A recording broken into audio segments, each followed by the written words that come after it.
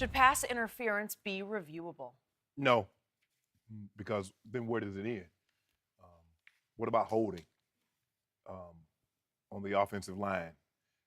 Skip, was pass interference, was it a rule that was instituted this year? So it's been going on for a while. Why now? You see, and it goes to something else we've talked about, Skip. We're not nearly as concerned about things that don't affect us. We've been talking about that a lot over the last couple of years, about things that don't affect us and we seem to have no interest in. But Skip, that's a fish I'm going to fry another day. Right here, I'm going to keep this right here, what we're talking about. You see what has transpired, Skip, is that, so what about a call? I mean, Dak Prescott, you mentioned it, got hit in his head. They didn't throw a flag. Should Jason Garrett been able to review that? Because that would have been an automatic first down. They didn't. Jared Goff Sunday on 2nd and goal. He got a face mask on the scramble.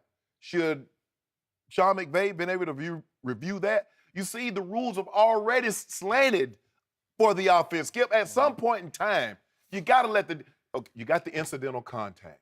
You got all that. You got the defensive receiver. You got targeting. This is why you see 13, 14 guys throw for 4,000 yards in a season. You're getting guys getting 5,050. It's commonplace. You're almost disappointed if you don't have a guy or two guys that have 5,000 yards in the season. So the offenses already have so much slanted in their direction. I cannot believe this. So this is the first time that a call have gone against the team, and I get it. At the moment, it's the NFC Championship game, and you're one step away. Skip, I get all of that.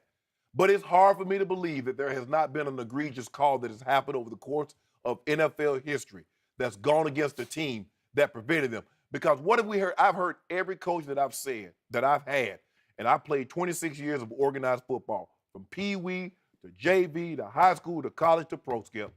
And every coach has said, we don't blame the officials. It's not one call. It's not one play. And lo and behold, if a play goes against you, we're going to throw all of that out the window. Now we're going to start blaming the official. Really? What about Drew Brees? Drew Brees did not play well. You had a 13-0 lead in the first quarter. What about that? So I just want to know, when does it stop? So what are we going to do? Every PI? Because I can assure you, Skip, that guy didn't say, you know what? I'm going to miss this call. I ain't going to call it. Because we're going to talk about Andy Reid and said how he said the guy had his hand on the flag. So what? And he threw the flag. So Andy Reid's going to be upset that he interjected himself.